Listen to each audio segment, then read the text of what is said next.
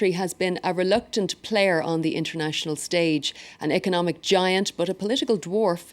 Over recent weeks, though, the country has come to the fore in efforts to contain the Ukrainian crisis. This is partly due to the Russian-speaking Chancellor Angela Merkel and her phone conversations with Vladimir Putin. But many Germans remain reluctant to see their country expand this role. Anne Mayo and Jessica Salz report from Berlin. The ritual is always the same. When German army reserves come together, such as here in Königsbrunn in southern Germany, the pacifist movements are already waiting for them. This year they are more concerned than ever because of the crisis in the Ukraine. This is typical of German foreign policy, this will to expand its sphere of influence, to have leverage on the course of events in Ukraine, but this only ends up reinforcing the conflict.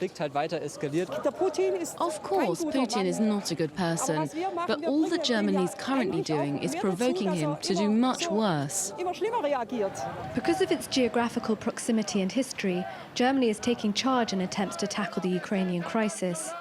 This break with tradition is regarded with distrust, especially since there are talks about increasing the German military presence on Eastern European borders. Our defense minister, Mrs. von der Leyen, announced that she plans to send more of the army abroad. It's a militarization of foreign policy, and Germany is really the last country that can afford these kind of things. But the tone is different among the German army reserves.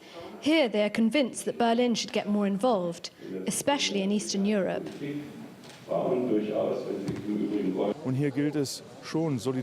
We must show solidarity and explain to the German public that our security also depends on the safety of our eastern neighbors.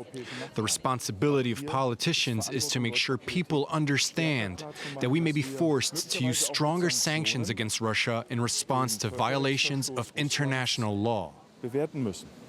A message that is still met with resistance. 25 years after the fall of the wall, many Germans fear a new Cold War. Economic ties with Moscow are very strong. The majority is opposed to punitive sanctions against Russia. There's also been hesitation within the government. While it threatens sanctions, it still wants to keep dialogue open. The Foreign Minister Frank-Walter Steinmeier has visited the Ukraine several times.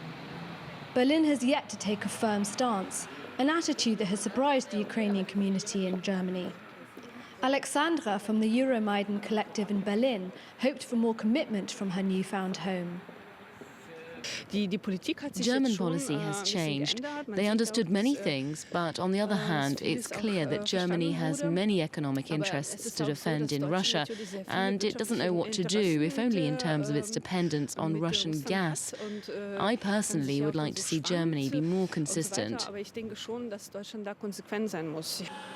On this issue, Berlin indeed has a lot to lose economically. 6,000 German companies operate in Russia, generating an annual turnover of around 40 billion euros. But even if the new German foreign policy looks set to make sacrifices, according to this expert in German-Russian relations, it's not in Berlin's interest to do so alone. Germany must assume more responsibility and become aware that it cannot be a global economic player while practicing a foreign policy popular in the 19th century. That's no longer possible. But this also implies a learning process, which will happen within European countries, especially with France. But Germans still need convincing.